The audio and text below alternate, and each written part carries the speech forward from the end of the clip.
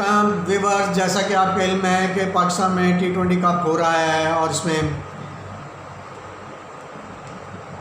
North की team बहुत अच्छा परफॉर्म कर रही थी, मगर वो उसको भी शिकस्त का सामना करना पड़ा। पहली शिकस्त थी उन्हें पूरे टूर्नामेंट में अभी तक। और पंजाब की दोनों टीमें कल बहुत शानदार खेली।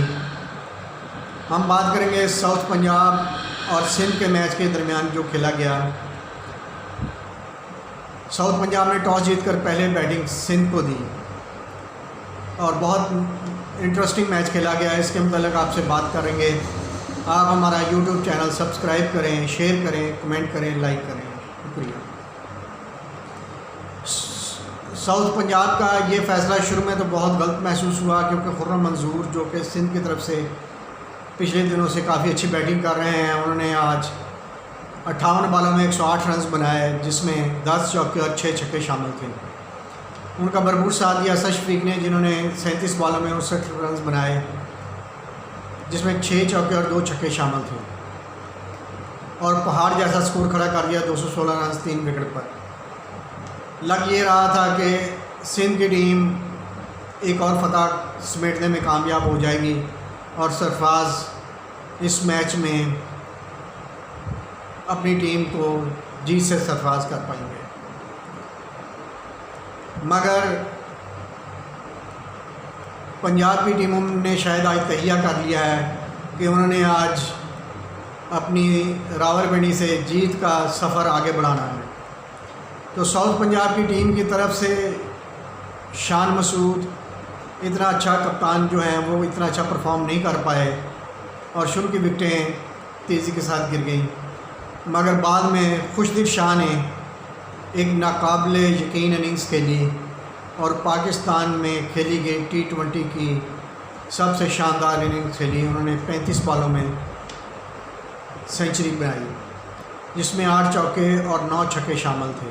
उनका साथ दिया हुसैन तलत ने, जिन्होंने 36 बॉलों में 62 रन बनाए।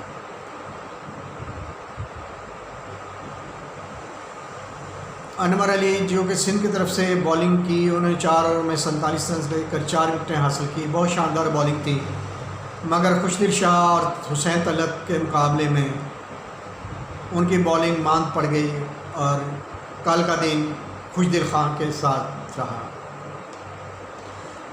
तमाम मुबसरीन ने खुशदिल शाह की बैटिंग को बहुत ज़्यादा अप्रिशिएट किया और वो इस शानदार कारकर्दगी पर कल मैन ऑफ द मैच करार दिया गया।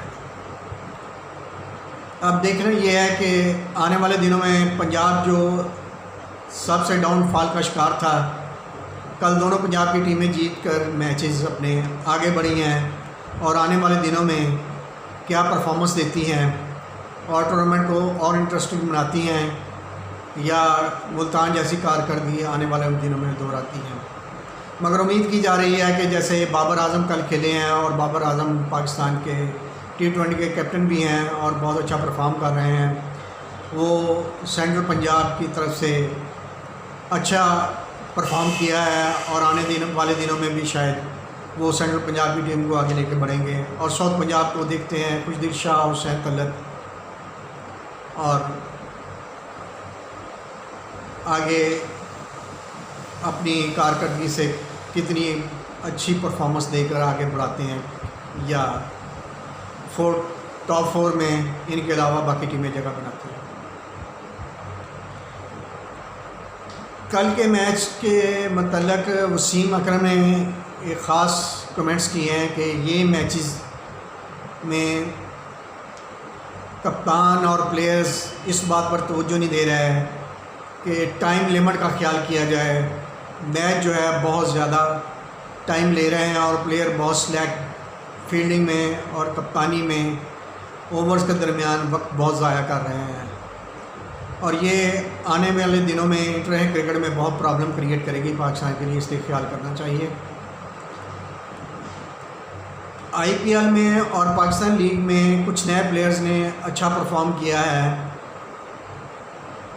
इसकी कहीं ये तो वजह नहीं कि क्राउड जो है वो स्टेडियम में नहीं आ रहा और स्टेडियम खाली स्टेडियम है, क्योंकि बाज़ प्लेयर क्राउड के प्रेशर में अच्छा परफॉर्म नहीं कर पाते और जब क्राउड आता है तो उन प्लेयर्स की परफॉर्मेंस नीचे चली जाती है।